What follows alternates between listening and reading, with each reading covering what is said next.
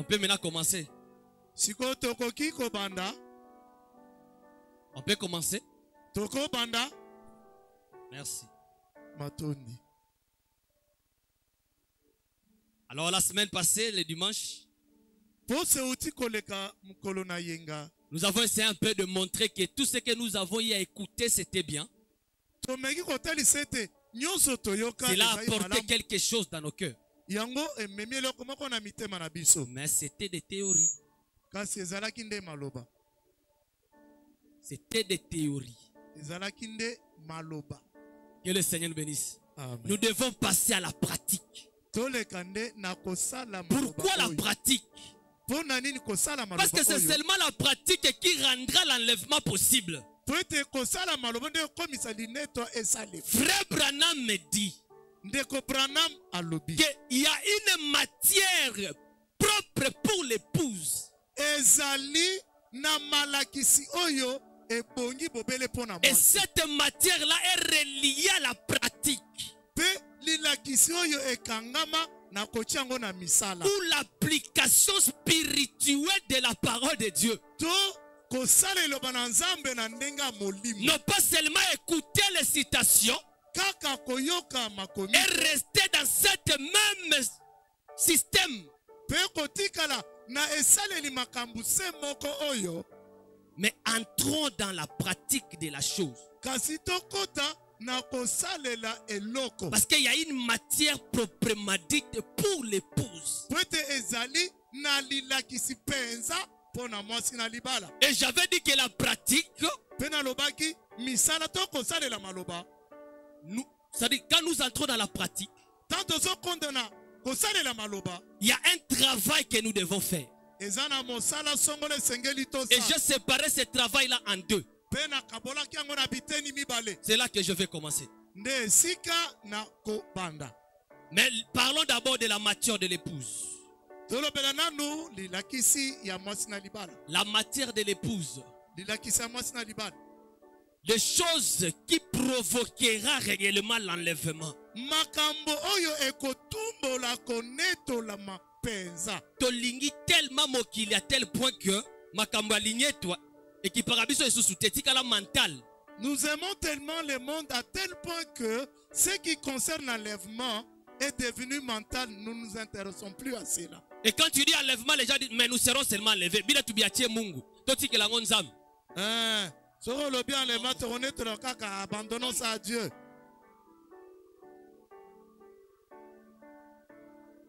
Le frère Branham dit. Je suis dans la prédication la foi parfaite. Prêché le 25 août 1963. La foi parfaite. Le 25 août 1963. Le paragraphe 114. Il dit ainsi. Quand un homme vit par la foi, quand un homme vit par la foi et marche par la foi, je vais dire la foi en tant que substance. Une foi en tant que substance. Quand un homme marche dans cette sorte de foi, une foi qui ne doute pas, qui ne chancelle pas, la foi comme substance. J'ai 1000 francs dans la poche et j'ai besoin de prendre un pain. Le fait déjà d'avoir 1000 francs montre que je peux avoir facilement un pain. Donc tu n'as pas besoin de m'expliquer quoi que ce soit. J'ai 1000 francs, donc je peux avoir un pain facilement. Et quelqu'un peut dire je peux manger après. Parce que peu importe l'heure où je voulais avoir un pain, je peux avoir parce que j'ai mon argent. Dedans, il n'y a pas de doute. Il n'y a pas des explications. Hey. J'ai 1000 francs, point barre, c'est tout. Et 1000 francs égale à un pain. Quand un homme arrive à cette foi-là, une foi que lui-même possède, la foi qui ne chancelle pas,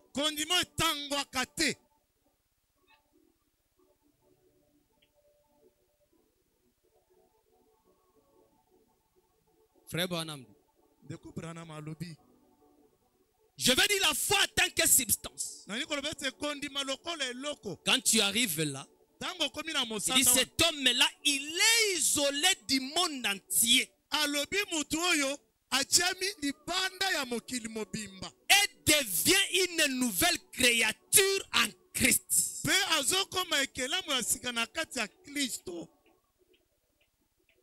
Que le Seigneur nous bénisse. Amen. Quand on arrive à ce point-là, on est isolé. Vous êtes dans un monde où vous-même vous êtes capable de comprendre dans quoi vous êtes. Et les autres ne vous comprennent pas.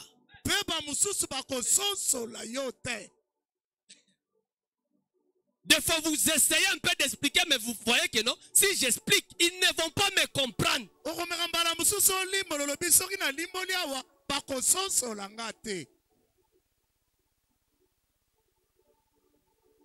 Et là, tu deviens une nouvelle créature. Je vais revenir sur ça. En Christ. Frère Branham dit, maintenant, vous arrivez dans la matière pour l'épouse.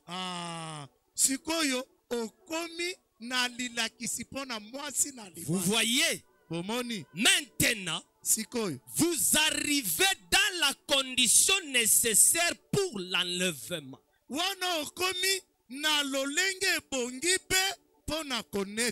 Ah Seigneur. C'est-à-dire pour être enlevé, il faut arriver dans une condition nécessaire. Il y a une condition dans laquelle vous devez arriver. Un positionnement. Une foi capable.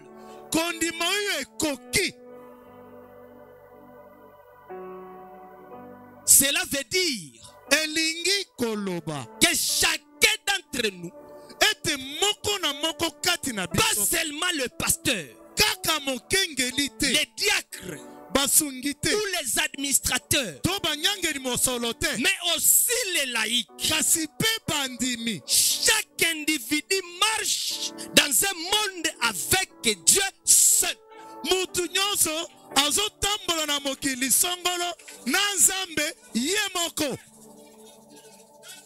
Que le Seigneur bénisse. Amen. Quand on arrive à ce niveau-là, ce n'est plus une question de pasteur, une question de diacre, une question de tel ministre.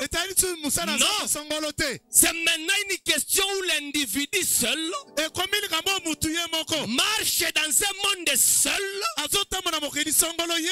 avec Dieu.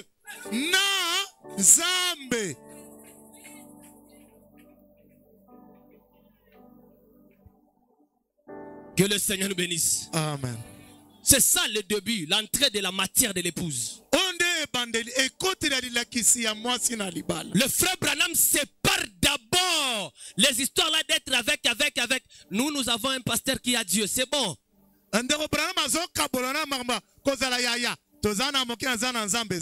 C'est bon. Mais toi-même, est-ce que tu as le même Dieu qu'à ton pasteur? Est-ce que tu vis dans un monde seul avec Dieu?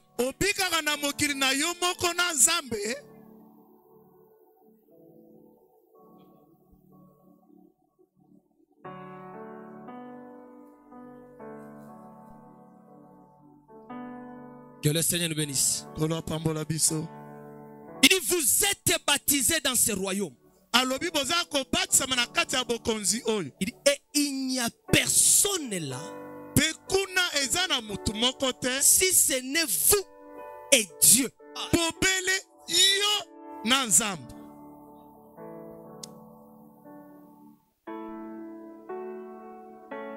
Que le Seigneur bénisse. Voyez-vous, il dit, il donne les ordres et vous les exécutez. Amen. Quoi qu'ils disent, il n'y a nulle part l'ombre d'un doute. Vous continuez votre marche. Si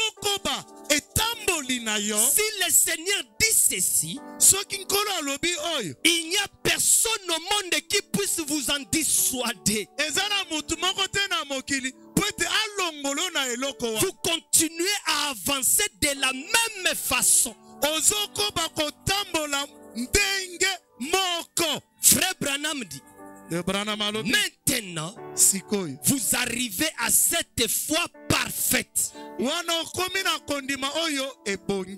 Alléluia. Amen. Une parfaite perfection qui ne peut faillir.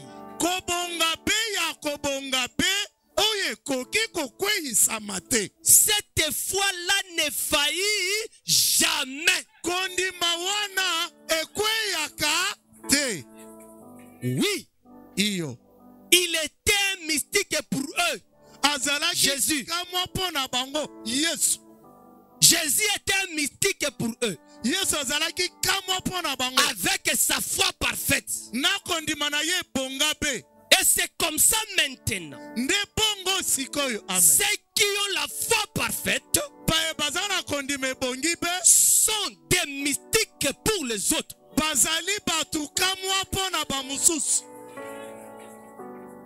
Ah.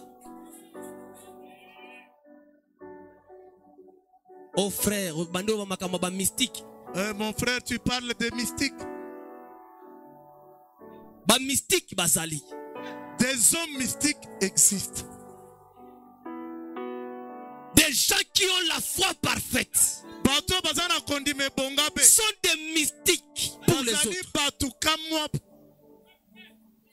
Tu ne peux pas les comprendre. Il vit dans un autre monde. Ce que vous trouvez difficile, ce que vous trouvez vraiment comme un corvée, pour lui c'est tellement facile. Il suffit c'est tout. Il faudra que Dieu parle ici. Si c'est Dieu, même s'il venait me dire aujourd'hui tu traverses l'océan en marchant, si c'est Dieu, je traverserai l'océan en marchant. Les autres ne vont pas comprendre. Mais je vis dans un autre monde. Seul avec Dieu. Et cette fois-là ne faillit jamais.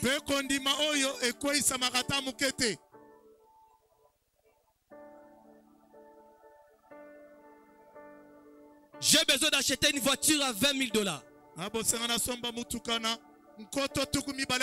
Mais dans ma poche, j'ai $100,000.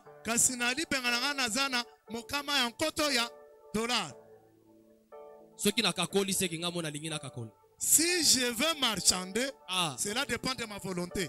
Maman Foura dit il faut pas marchander. Déjà 100,000. Voiture est à 20,000. Tu as 100,000 dans ta poche. Tu achètes. Cette chose-là ne faillit jamais tant que je le possède. Rien ne peut me persuader. J'ai la chose. Amen. Ce n'est pas une question de m'expliquer l'alphabet. Non, non. J'ai la chose.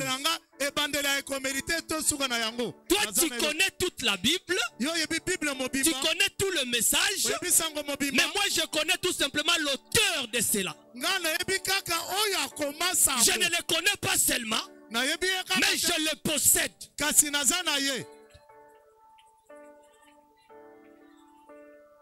Que le Seigneur nous bénisse. C'est quand on arrive à ce niveau-là, aucun prédicateur ne peut t'intimider. Peut-être s'il prêche là avec toute sa force, et tu sais que c'est vrai.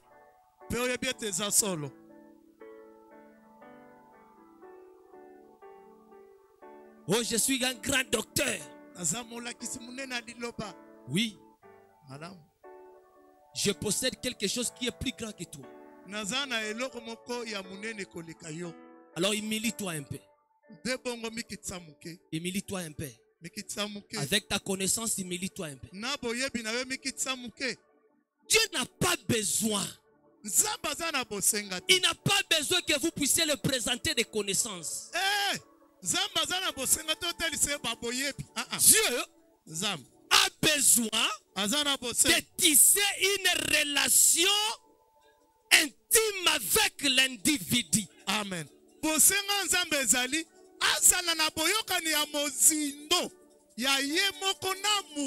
Et comme il veut tisser cette relation,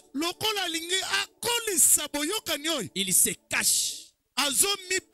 Il le fait exprès pour que vous puissiez le chercher. Parce que quand vous commencez à le chercher, cela prouve que vous commencez à l'aimer. Quand on ne peut chercher que quelque chose qu'on a réellement besoin. Et lui, quand vous le cherchez, il se cache encore. Parce que s'il se laisse à la portée de tout le monde, alors il n'est plus Dieu. Il devient une idole. Il se cache pour que vous puissiez le chercher. Et puisse la soif monte de le chercher, puisse l'amour monte dans votre cœur. C'est ce que Dieu cherche pour l'individu.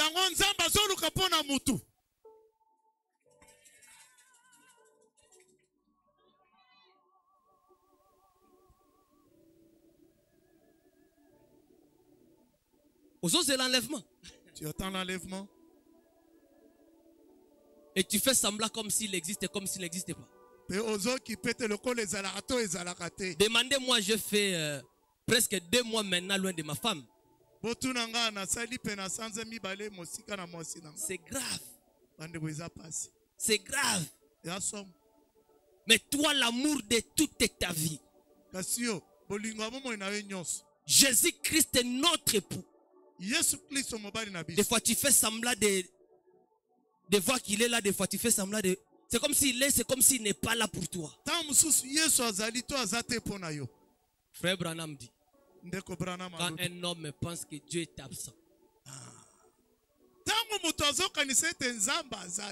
il se permet de tout faire.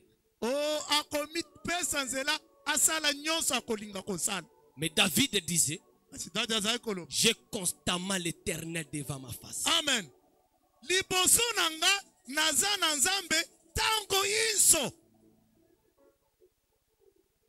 Choisissez maintenant. Que le Seigneur nous bénisse. Amen. Et pour entrer dans cette matière, pour arriver à ça, à posséder cette foi-là parfaite, on ne la ramasse pas, la foi-là. On ne ramasse pas cette foi-là. On travaille pour la posséder.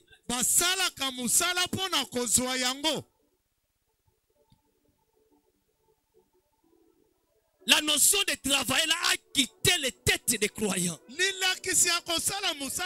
Et les églises continuent à produire les croyants, les membres faibles. Il faut travailler. Il faut renoncer.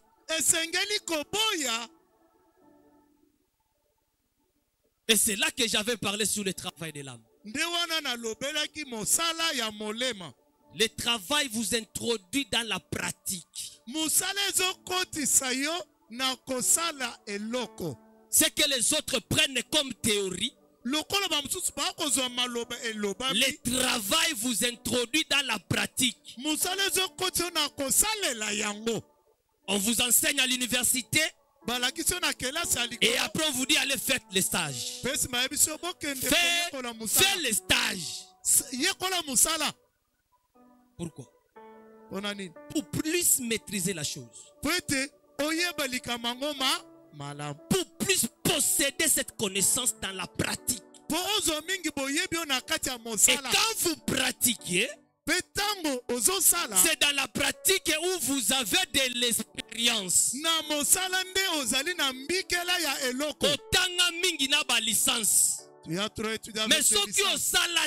Mais si tu n'as jamais travaillé, tu vas oublier tout ce que tu as appris. Combien de prédications nous a prêché? Si vous ne pratiquez pas ce que vous écoutez, vous allez tout oublier.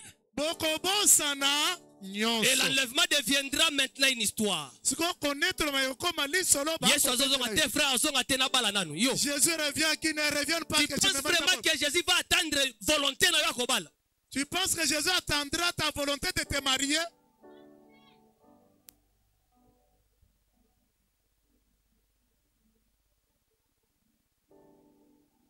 Tu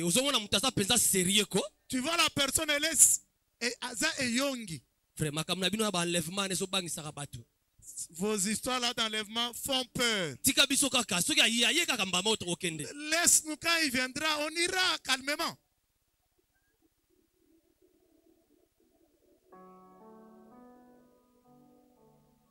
Ouais, il y a des gens.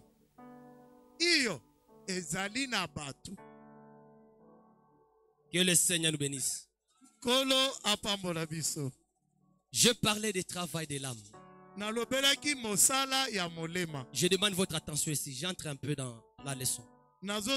Pour sortir encore un peu. Après. Ici, j'ai besoin de votre attention. Que Dieu nous bénisse. Le travail de l'âme. Premièrement, ce qu'il faut comprendre, c'est que le Saint-Esprit, quand il descend, comme je l'avais dit la fois passée, le Saint-Esprit vient à nous comme une information. Et j'avais dit, il peut entrer dans plusieurs voies, dans plusieurs sens du corps. Mais le sens par lequel il entre plus d'après la Bible, c'est par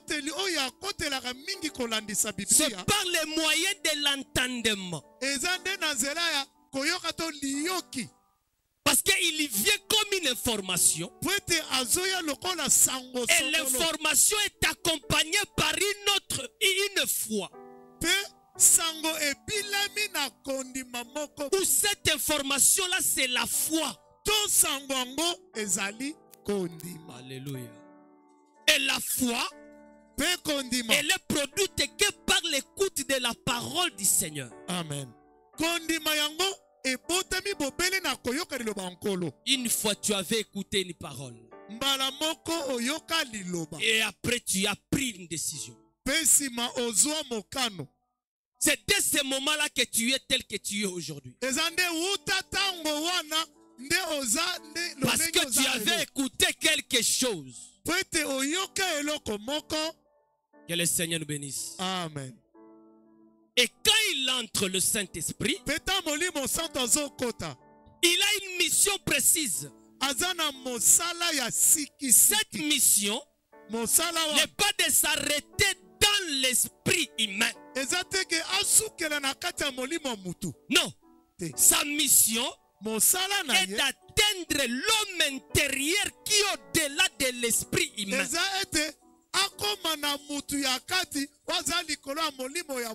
Et cet homme intérieur, c'est votre âme. Et votre âme, c'est votre vrai vous. Que le Seigneur bénisse. Alors j'avais dit, quand le Saint-Esprit entre, il entre par l'entendement. Paf, il entre. Quand il arrive, il trouve qu'en vous, il y a un esprit. Et cet esprit a 5 entrées. Et ces 5 entrées de l'esprit a créé dans l'esprit une nature terrestre.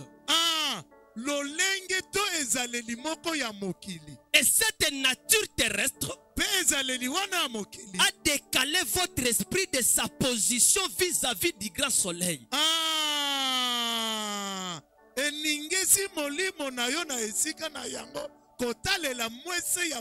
C'est-à-dire, quand tu es venu dans le monde,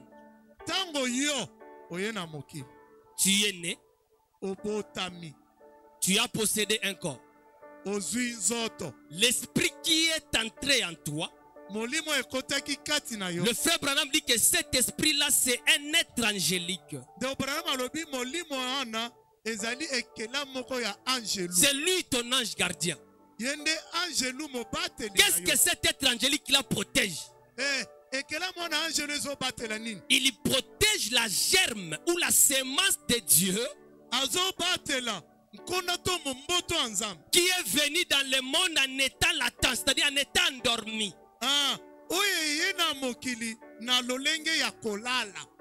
ton âme est venue dans le monde, ton vrai toi, tu es venu comme étant un enfant, un bébé. Alors Dieu a pris soin de protéger cette sémence-là. Et c'est l'être angélique qui est ton esprit qui te protège. Et les 2 êtres-là, ton esprit et ton âme, viennent sur terre pour chercher un corps. Et ce jour-là, il trouve ta maman dans la maternité.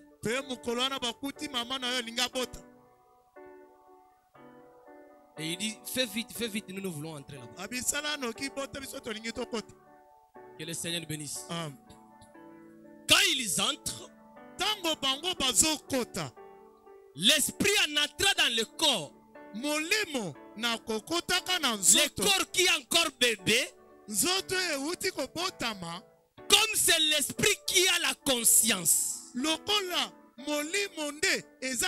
c'est l'esprit qui a la mémoire, c'est l'esprit qui a les imaginations, c'est dans l'esprit où il y a les sentiments. Ces 5 portes sont tellement ouvertes. Mais les 5 portes du corps fonctionnent mais pas totalement. Il est encore bébé. Alors qu'est-ce que l'esprit fait? Il n'a pas d'autre choix. S'il veut vivre, alors il doit apprendre. C'est vous qui posez des limites pour vos enfants. Parce que lui, quand il est né là, tout est possible pour lui. Il peut même monter sur une table et chercher à se jeter de l'autre côté. Il n'a même pas peur.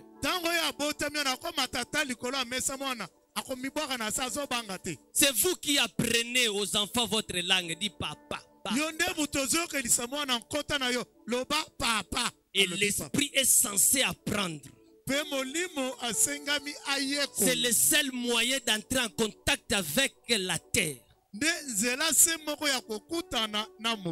Et il l'apprend. Avant, l'enfant ne pouvait pas dire papa. Mais à cause de l'évolution, il grandit un peu. Il est capable de dire papa. Et vous allez même voir, à cause de la mémoire, il peut même se souvenir des choses que vous l'avez dites 5 jours avant. C'est son esprit qui est actif. Que le Seigneur bénisse. Et plus il apprend, Pour entrer en contact avec la terre, il doit apprendre. Pour que je parle un français comme ça, j'ai appris. Pour parler les lingala, nous avons appris les lingala. Nous avons appris à parler les chiluba, les swahili et autres. Et par les soucis d'apprendre, il y a une autre nature qui s'installe en vous.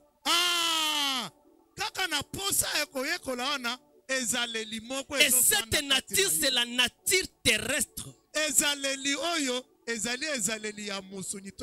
Et cette nature se présente en vous comme le faux vous.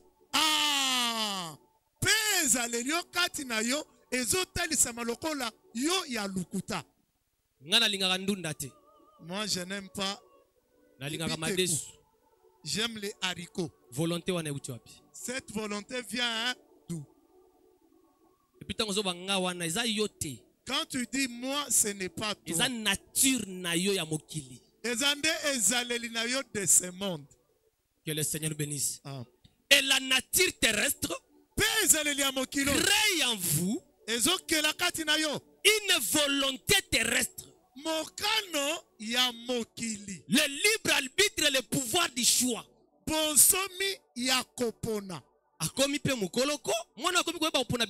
Il a grandi, l'enfant maintenant fait le choix des habits. Depuis quand il connaît faire le choix des habits? Il a grandi certainement. Maintenant, il est au niveau de faire un choix. Or, ce pouvoir de choix vous rend libre d'accepter et de refuser. Et ça vous accompagne. Les jours où vous recevez le Saint-Esprit, ou les jours où vous écoutez la parole de Dieu, et que cette parole entre en vous, vous-même vous sentirez que c'est une autre nature qui entre maintenant. Et cette nature s'oppose à la nature terrestre. C'est là que les commandes de la nouvelle naissance commencent. Qu'est-ce que le Saint-Esprit fait? En entrant en vous, il commence d'abord son premier travail. C'est lui de laver le saint entrée de l'esprit. Que le Seigneur nous bénisse. Amen. Il commence à laver d'abord votre conscience. Il lave votre conscience. Il lave votre imagination. Il lave vos sentiments. Il lave vos affections. Et après, il arrive à la fin. Il rencontre votre mémoire. Et à côté de la porte de votre mémoire, il y trouve votre nature terrestre.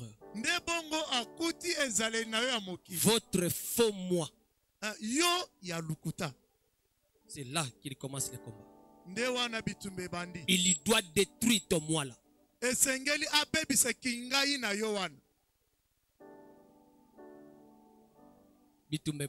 Là, le combat commence. Moi, j'aimerais rester à la maison. Lui veut que j'aille à l'église. J'aimerais prier. Mais l'autre là me dit que tu es fatigué, dors. J'ai besoin d'obéir. L'autre là me dit, même si tu n'obéis pas, qu'est-ce que cela fera-t-il? Le Saint-Esprit lui dit, je suis plus fort que toi, petit. Il faut... La Bible dit, tout genou fléchira, petit. Les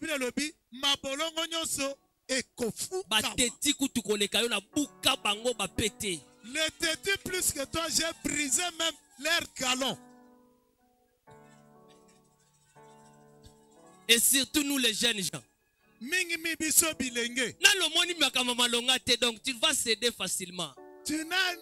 pas encore vu quelque chose d'important, tu cèdes na pété. La puissance du Saint-Esprit cherchera à assujettir votre volonté. Quand il arrive à contrôler votre volonté, alors il peut facilement entrer dans votre mémoire. Et quand il entre dans votre mémoire, il commence à tourner. Et à la fin, il possède de la mémoire. Alors regardez la suite. À cause de votre corps qui n'est pas encore racheté, parce que le corps n'est pas encore racheté, tant qu'il y a la vue, il y a les goûts, il y a l'odorat et tout,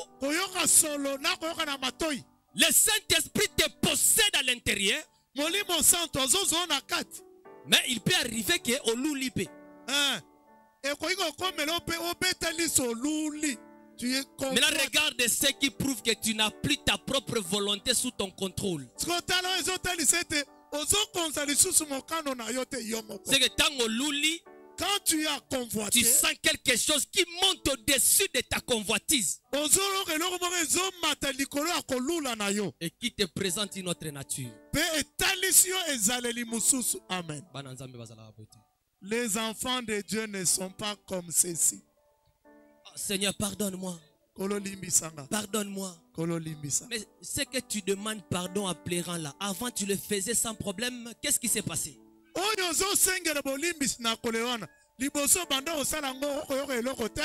Et si tu essayais de relater l'histoire à ton ami païen, il te verra bizarre.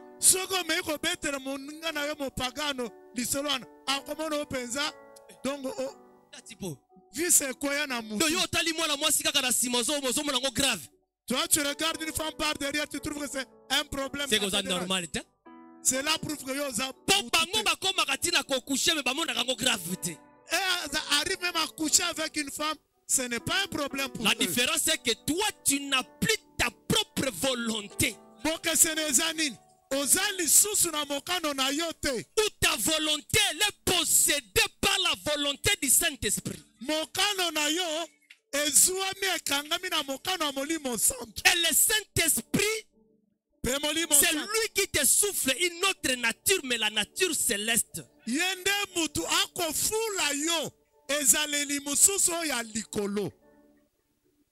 Que le Seigneur nous bénisse. Et quand il finit, il entre dans la mémoire. Il veut posséder aussi ta mémoire. Osana na mémoire na yo. Mais tu ne sais pas. Non, en fait, tu ne veux pas sortir quelque chose de mal qui est dans ta propre mémoire. Ça, c'est l'œuvre du Saint-Esprit. Mais sauf que ce n'est pas ça, sa vraie mission.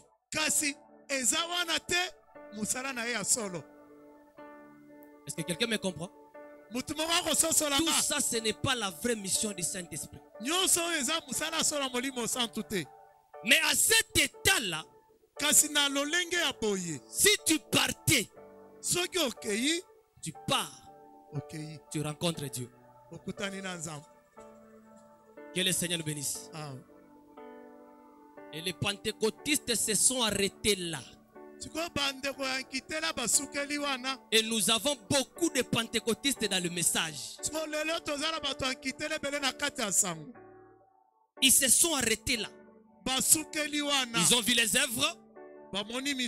Parce que l'Esprit est saint. Et les œuvres se produisent. Les canaux sont débouchés. Les visions entrent. La volonté de Dieu est en vous. La prophétie descend. La guérison. Et tout le reste. Et puis on dit bon, on est arrivé, c'est là, c'est fini. On arrête là. Non, non, c'est pas encore fini. c'est loin d'ailleurs d'être fini.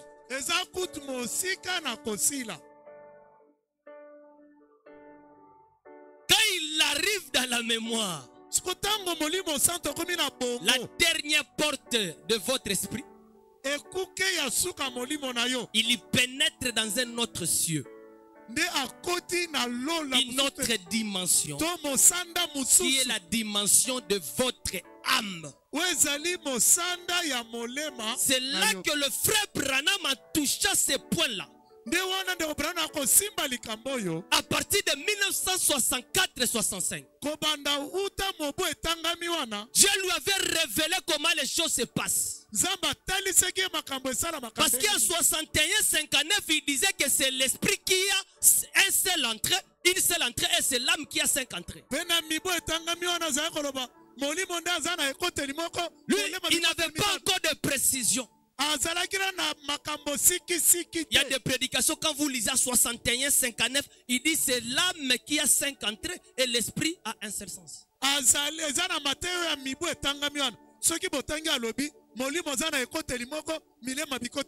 quand il arrive en 65, 64, il devient clair. Alors là, il vous dit, l'âme a qu'une seule entrée. Parce que c'est elle qui a été prédestinée. Et quand le Saint-Esprit se tient dans l'entrée de l'âme, il y trouve la foi. Que le Seigneur bénisse. Amen. Cette foi-là, c'est la nature divine qui a été déposée là dans votre âme pour laisser passer facilement le Saint-Esprit. Et quand il arrive, il entre dans l'âme, c'est là que sa mission commence. Le langage qui lui parle dans l'âme n'est pas le même langage qui lui parlait dans l'esprit. Votre esprit qui est un être angélique, et les anges ont été créés par la lumière cosmique dans le deuxième cieux. Le Saint-Esprit, lui, c'est la lumière éternelle. Alléluia. Et l'âme seule est capable de comprendre ce qui est la pensée éternelle de Dieu.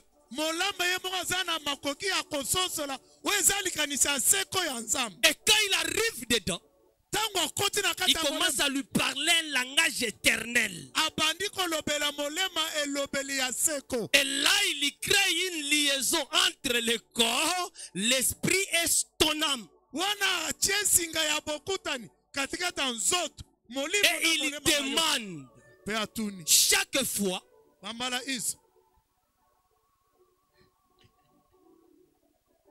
que le Seigneur bénisse. Il me reste 30 minutes. Ne vous en faites pas. On reste là. Il vous demande chaque fois d'écouter la parole, de beaucoup prier, de travailler, chaque fois de vous rapprocher de Dieu. Pourquoi? Parce que votre être divin qui est l'âme se revêt d'un corps qu'on appelle le corps parole.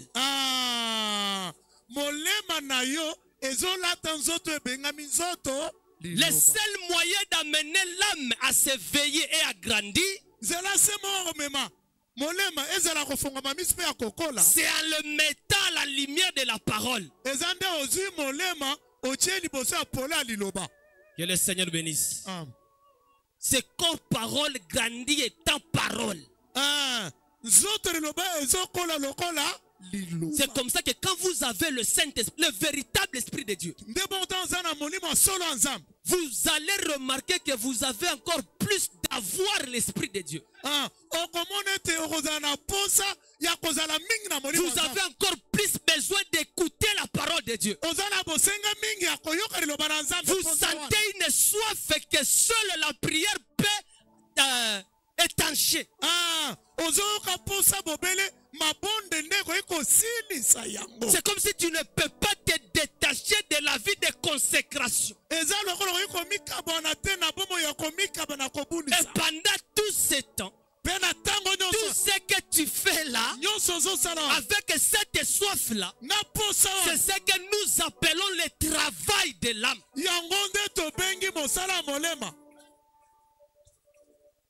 Parce que l'âme est parole. Amen.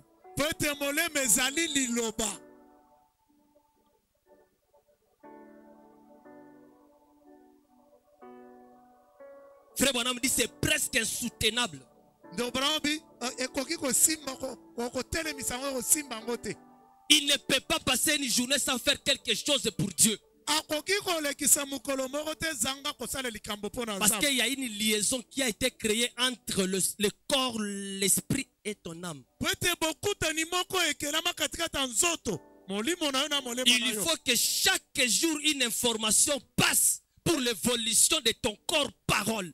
Et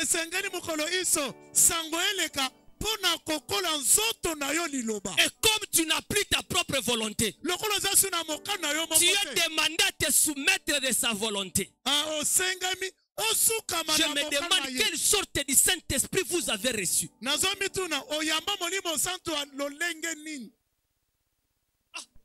Un Saint-Esprit qui vous laisse libre de décider tout ce que vous voulez. Aujourd'hui, je ne peux pas aller à l'église. Pourquoi? Je ne vais pas seulement. Moi-même, je n'ai pas voulu. Donc, toi, tu vis encore avec une volonté. Et le jour où tu viendras, tu viens seulement. Bon, je viens parce que ça fait longtemps que je ne suis pas venu à l'église. Hosanna est l'autre côté. Mon frère, tu n'as rien. Hosanna est l'autre côté.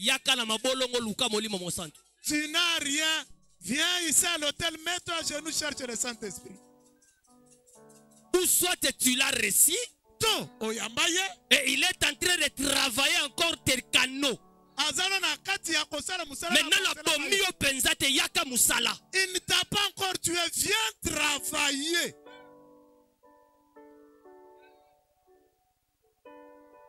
Tu risqueras de faire une marche de 3 jours, tu fais 40 ans. Et nous n'avons un message, mais au col la kate. Tellement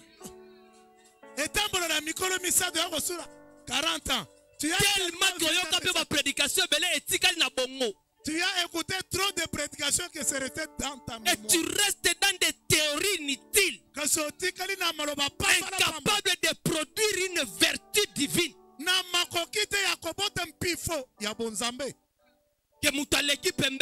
Même ici, une personne qui passe à côté de toi même sous n'importe quel il sent la présence de Dieu. Il a même peur. Une peur bleue peut se poser des questions. Mais qu'est-ce qui se passe avec lui? Il est à côté d'un homme qui dégage le vertu. Un homme qui est tout le temps dans le travail de son âme.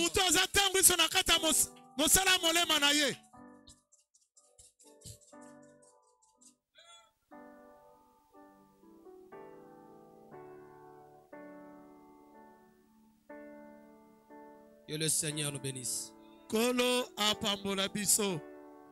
Mais 25 minutes. Maintenant, le travail de l'esprit.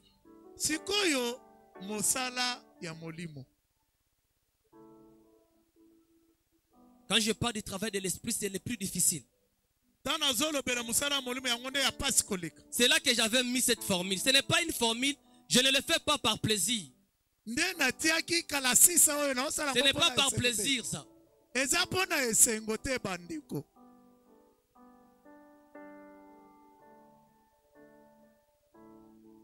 L'énergie égale masse multipliée par la vitesse de la lumière au carré. Ce n'est pas par plaisir. Le frère Branham dit, je vais passer là rapidement. Si Dieu nous donne le temps, on enseignera sur ça. Je touche ça parce que j'avais annoncé que je parlerais sur ça. Maintenant, remarquez, je suis dans la prédication. Christ est révélé dans sa propre parole. Prêchez le 22 août 65. Vous allez lire le paragraphe 66. Moi, je prends directement le paragraphe 67 à cause du temps.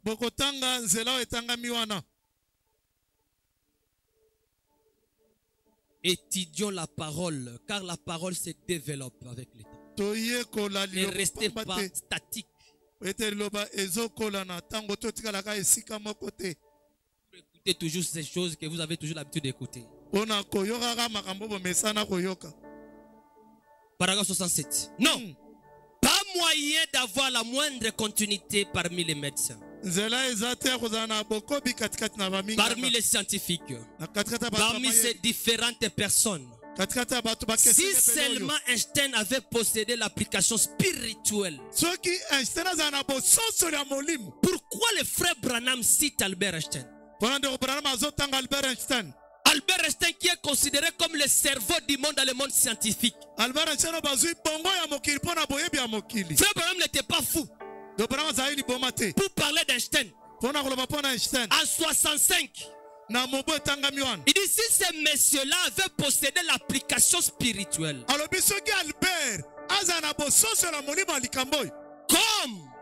comme il possédait l'application physique, frère Branham, Albert Einstein possédait l'application physique de quoi? Albert Einstein, comme il possédait l'application physique, tandis qu'il a étudié les lois de lumière, et ainsi de suite, il aurait pu nous dire quelque chose.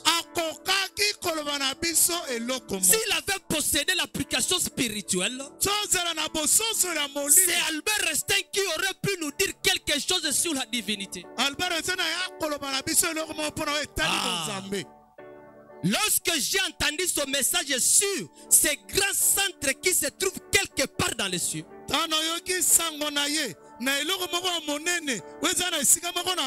et qu'il a dit que si jamais on entrait en contact avec ces centres, on pourrait créer des terres, faire n'importe quoi. La puissance serait illimitée. Frère Branham dit, vous voyez, il avait vu cela. Albert Einstein a monaki yango. Le cerveau du monde scientifique. Il y a quelque chose qu'il a vu quand il faisait ses études sur la lumière. Pendant longtemps, le monde scientifique voulait définir l'énergie. Mais c'était impossible. On ne peut pas définir quelque chose qui ne peut pas être créé et qui ne peut pas être détruit. On ne crée pas l'énergie, on ne la détruit pas aussi. Mais Einstein, Albert, pendant qu'il cherchait à prouver sa loi de la relativité, ou sa théorie de la relativité, il a défini, il a donné une formule de l'énergie. Et puis il prouve que tout est énergie. Même votre corps est énergie. Pour le prouver, il vous dit prenez juste votre corps qui est la masse, mettez ça dans une accélération ou une vitesse de la lumière qui est égale 300 millions par seconde.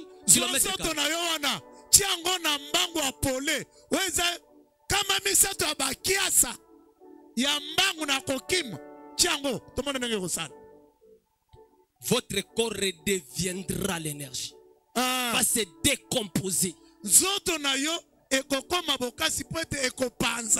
cause de la vitesse dans laquelle il est soumis.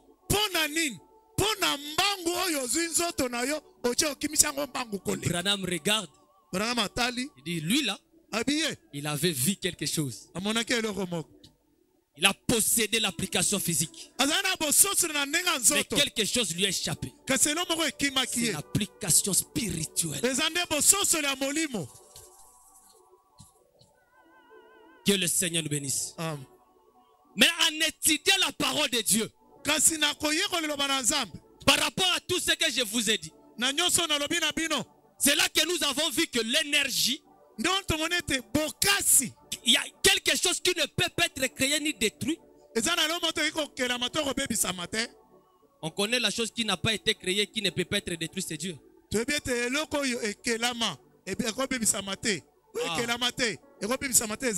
Ça, c'est maintenant l'application spirituelle.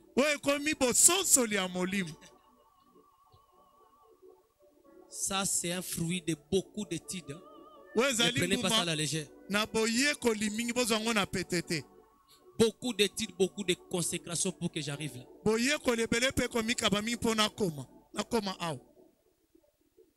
Que le Seigneur nous bénisse. Votre masse, c'est votre esprit.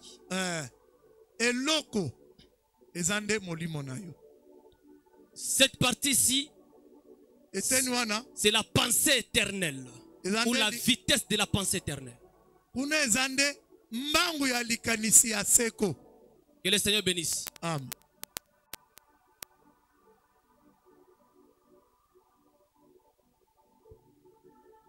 Et c'est la partie la plus difficile. C'est la partie la plus difficile dans le christianisme. Et vous devez comprendre ça. Quand je parle de Dieu, je finis avec le travail de l'âme.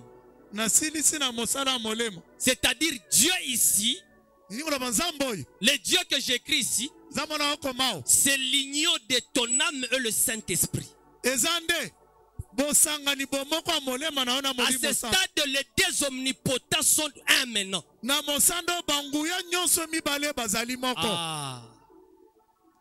Que le Seigneur nous bénisse.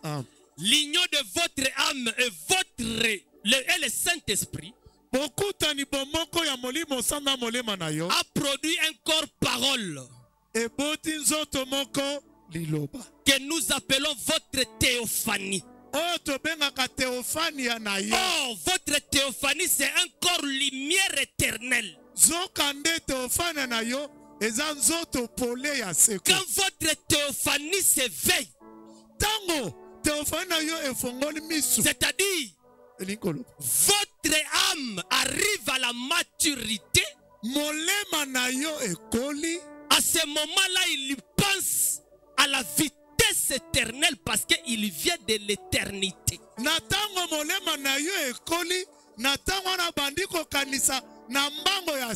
C'est ça le langage que le Saint-Esprit lui a donné. Et quand l'âme atteint la maturité, il y pense à une seule chose: rentrer à la maison. Il n'a rien à voir avec la terre. C'est dégoûtant pour lui, la terre. Il veut rentrer à la maison. Alléluia. C'est à ce stade, je n'ai pas le temps. C'est à ce stade ici que la dernière vision de Daniel s'accomplit. Dieu arrive à oindre les saints des saints. C'est-à-dire la nature divine est un avec la nature de votre âme. À ce niveau, votre âme est loin. Et l'onction sort maintenant de l'intérieur vers l'extérieur. Alléluia. Il y a une forte onction qui sort du lieu très saint, qui est votre âme à maturité. Et comme sa pensée est plus vite, alléluia. Cette onction qui sort d'ici, premièrement, il ne permet pas que les sacrificateurs travaillent. Et le sacrificateur, c'est votre don spirituel. Votre état d'esprit ne travaille plus. Que le Seigneur bénisse. Amen. Quand l'onction est descendue dans le temple de Salomon, on ne travaille plus. Il faut attendre un peu. Et cette onction qui sort d'ici est plus forte.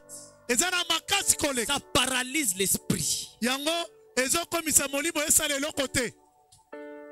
Mais il impose à l'esprit quelque chose de presque impossible. Tu dois penser de la même manière que moi.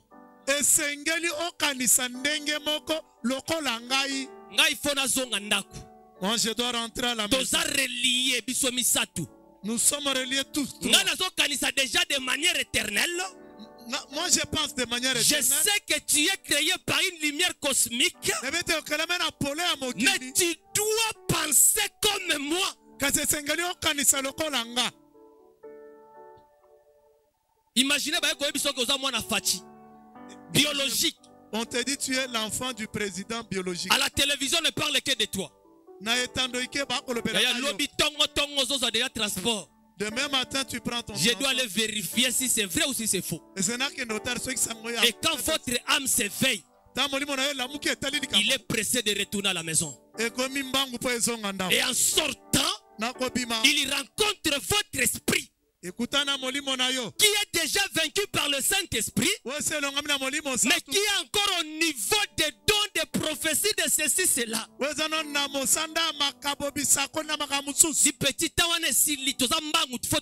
Il dit petit, ce temps-là est terminé, nous sommes vite, on doit partir. Tu dois penser à la vitesse éternelle. Et il soumet votre esprit à courir à une pensée très vite que lui. Ce que je vous parle ici, nous le verrons avant d'aller au ciel.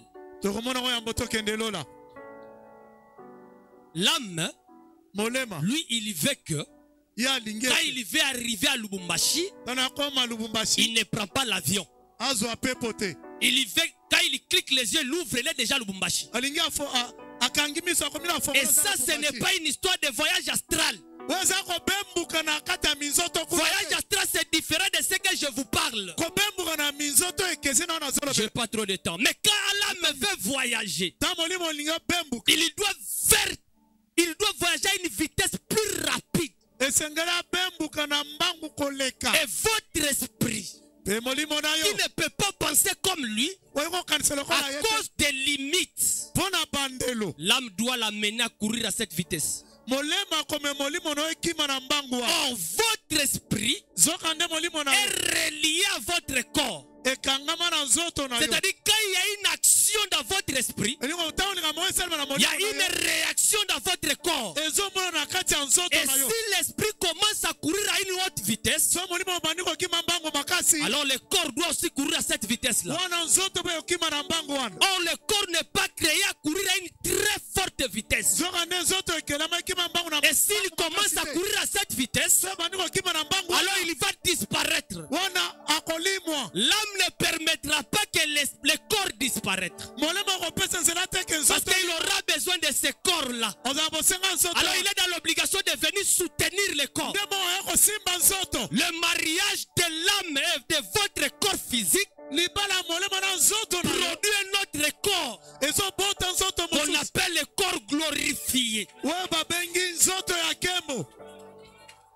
C'est votre théophanie qui soutient votre corps physique.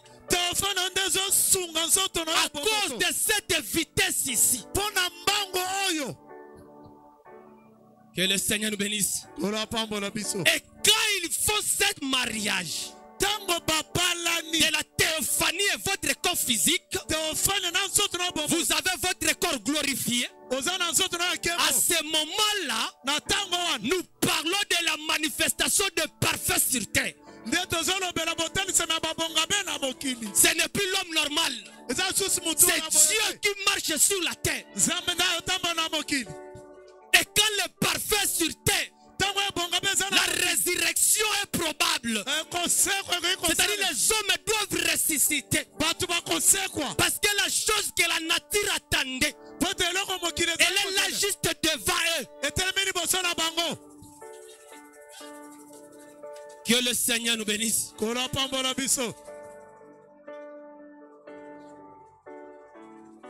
Là-bas, nous aurons besoin d'un corps pour toucher, pour manger.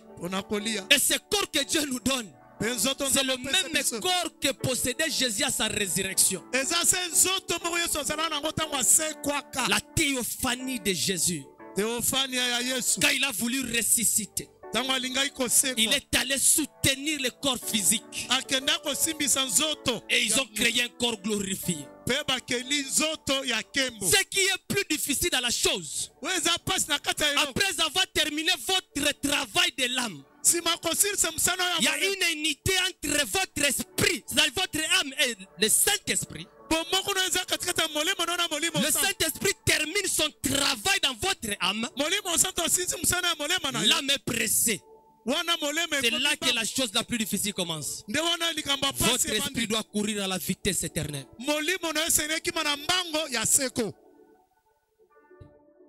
Quand l'âme me dit je suis un fils de Dieu, c'est avec les sons de l'éternité. Il est conscient. C'est là qu'on a. Donc, c'est-à-dire, quand on vous dit que vous avez contourné votre théophanie, cela veut dire simplement que quand votre âme est venue sur terre, était encore bébé, petit, sémence, germe. Mais quand il atteint la maturité, c'est la théophanie elle-même qui est sur terre. Et la théophanie, c'est votre corps parole. Alléluia. Tu dois penser comme moi. Tu dois courir à la même vitesse que moi.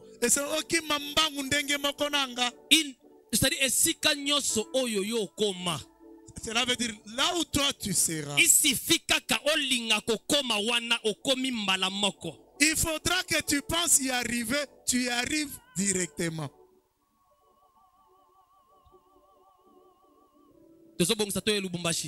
Nous nous apprêtons à aller à Lubumbashi. Nous n'allons pas même acheter les billets. On ne pouvait pas acheter les billets. C'est-à-dire volonté directement volonté à l'icolo. Ma volonté, elle devient directement la volonté du ciel. Je subis l'éveil. À cet état-là, chez les bouddhistes, quand l'homme atteint cet état-là, c'est lui qu'on appelle Bouddha. Chez nous, quand nous atteignons ce point-là, c'est nous qu'on appelle maintenant des Christ. De loin. Là, tu deviens Christ. L'éveillé. Si à ce moment-là, votre nom de chrétien là prendra vraiment sa vraie valeur. Et nous sommes censés arriver là. Sans cette pratique, il n'y a pas d'enlèvement possible.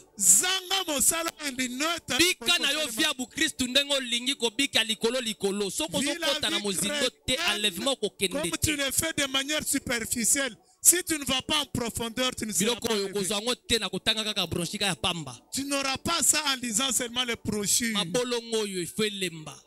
Tes genoux doivent s'affaiblir. Nous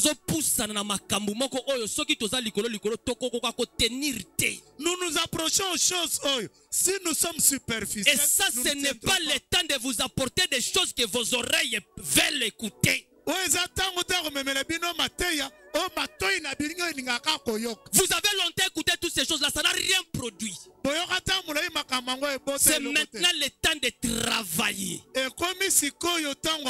L'application spirituelle. Les hommes doivent maintenant devenir des mystiques.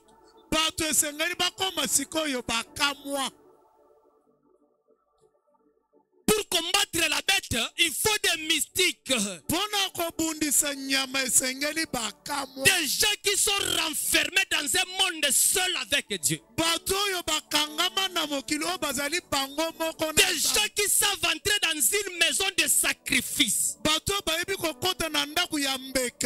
Pas juste de donner l'argent à l'église. Pas cela, mes frères. Le temps que nous vivons, il n'y a pas seulement cela. Que le Seigneur nous bénisse. Je crois que cette partie-là est comprise.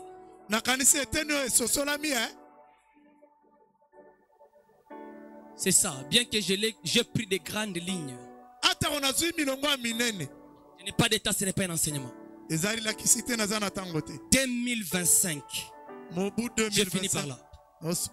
2025.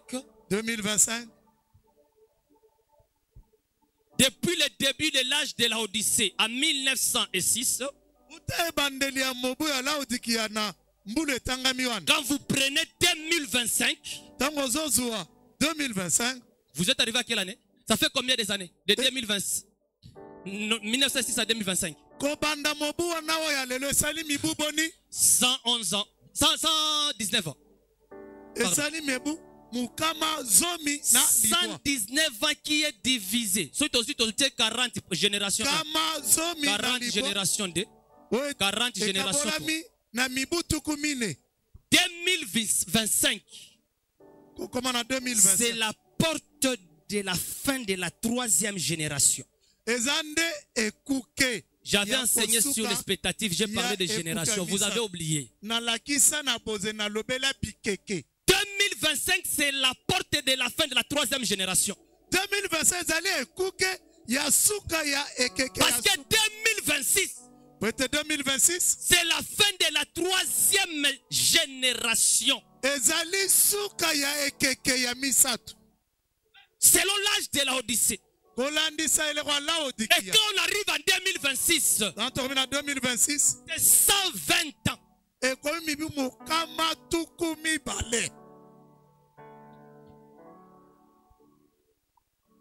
Et regardez, observez bien ce que je vous dis. 2026. La fin de la 3e génération. L'âge de la Odyssée atteint 120 ans. À chaque fois quand Dieu arrive à 120e année, quand le nombre 120 ans résonne dans les Écritures, le premier 120 ans a provoqué le déluge. Que le Seigneur nous bénisse. Soyez ici avec moi. Le premier 120 ans a provoqué le déluge. Frère Branham me dit, Noé a prêché pendant 120 ans. Et à la 120e année, la porte était fermée. C'est Dieu lui-même qui fermera la porte. Que le Seigneur nous bénisse. Quand ça résonne encore. Moïse est mort à quelle année? Avec combien des années? 120 ans. Quand Moïse arrive à sa 120e année, Josué doit prendre la relève. C'est fini avec le prophète. Et quand ça résonne pour la 3e fois, ils étaient combien dans la chambre haute? 120. Quand c'est le 120 dans la chambre haute, le Saint-Esprit doit descendre. Alléluia. À chaque 120e année. Alléluia. Et l'âge de la Odyssée dans 2025, il va atteindre ses 120e année depuis 1906. Et Dieu fermera sa porte. Gloire à Dieu, man. Frère Branham me dit, chaque âge a 4 générations. La première génération commence avec le feu. La deuxième deuxième génération le fait diminuer. La troisième génération, il reste quelques braises rougeoyantes. Mais à la quatrième génération, il ne reste plus rien du fait original. Et Dieu est demandé de restaurer notre feu pour introduire un nouveau âge. Mais nous sommes dans l'âge de la Odyssée. C'est-à-dire il n'y aura pas de 8e âge. Et si vous observez vos églises, le froid s'installe. Vous allez crier comme vous voulez. C'est l'accomplissement de la prophétie de Dieu. C'est la fin de la troisième génération. Le froid va s'installer dans les cœurs des gens. Gloire à Dieu, amen. Et comme Dieu est capable, il ne peut pas ajouter un 8e âge. À cause des élus, il ne peut pas permettre que tout le feu s'éteigne. Alors qu'est-ce qu'il fait? Il prend les héros qu'il devrait utiliser dans la 4e génération. Il les précipite dans la 3e génération. Pour prendre les restes de feu que nos pères et amener cela dans la 4e génération. Et comme c'est le petit feu qui reste, Dieu ne peut pas permettre que cela prenne beaucoup de temps. Si ces nombreux jours n'étaient pas abrégés, même les élus seront perdus. Alors ça ne peut pas prendre beaucoup de temps. Après 2027, on n'a plus beaucoup de temps. Ça va résonner un jour dans vos oreilles. Après 2027, on n'a plus beaucoup de temps. Et c'est maintenant où vous devrez chercher ces faits-là. Nous sommes à la fin de la vie. Ma frère, plusieurs resteront. Si tu penses que ce travail-là, c'est de manière superficielle, ce n'est pas de ça que je parle. Plusieurs resteront. S'il y a une année où vous devrez conserver le feu de votre cœur, c'est l'année 2025. 2026, c'est la fermeture du porte. Va faire tes calculs. Dieu va fermer la porte. Nous allons vivre cela. Pourquoi les églises sont devenues froides? Nous sommes à la dernière porte, la dernière année. Et les éveillés ont ressenti cette pression. Ils ont couru vers une maison qu'on appelle la maison du jeûne ou la maison du sacrifice. C'est le seul lieu où vous pouvez conserver votre feu. Les éveillés. Et aujourd'hui je t'éveille. On ne fait plus de petite moi religion pendant 15 ans. Ta petite religion de 15 ans. Ça demande ce que tu as fait qui dépasse ce que tu as fait. Parce que pour ce qui concerne le salut, vous êtes déjà sauvés.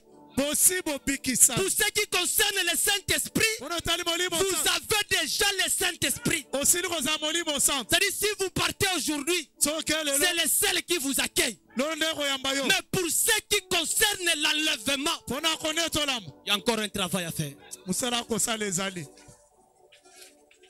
Parce que c'est un corps physique qui doit subir la transformation. Ça, ce n'est pas l'affaire du salut. Vous avez déjà le salut.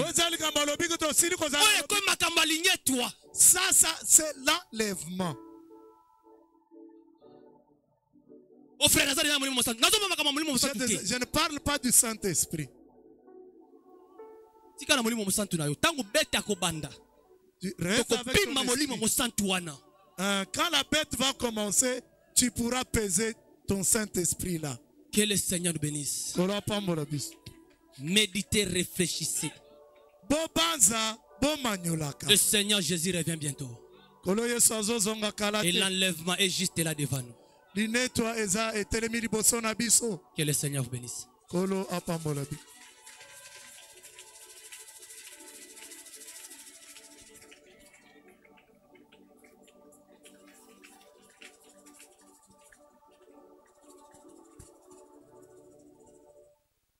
Acclamons encore pour la parole de Dieu.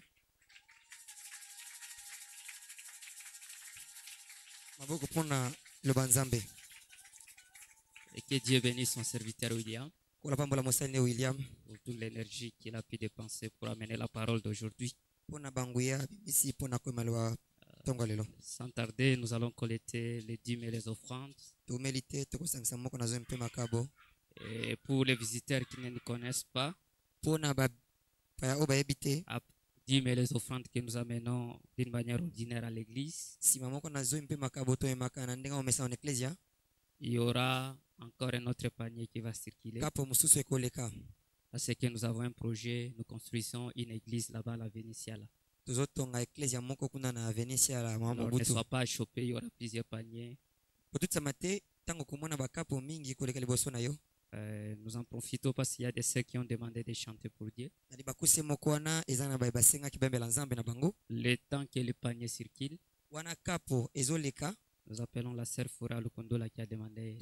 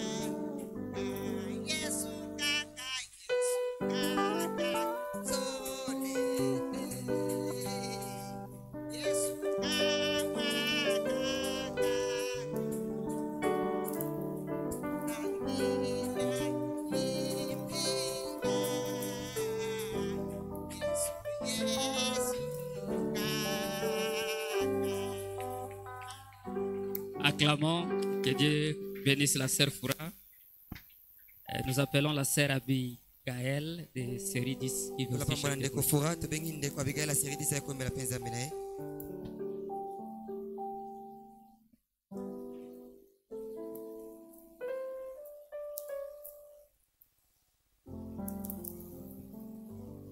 En même temps, nous appelons déjà les mamans pour pouvoir procéder à l'offrande des consciences.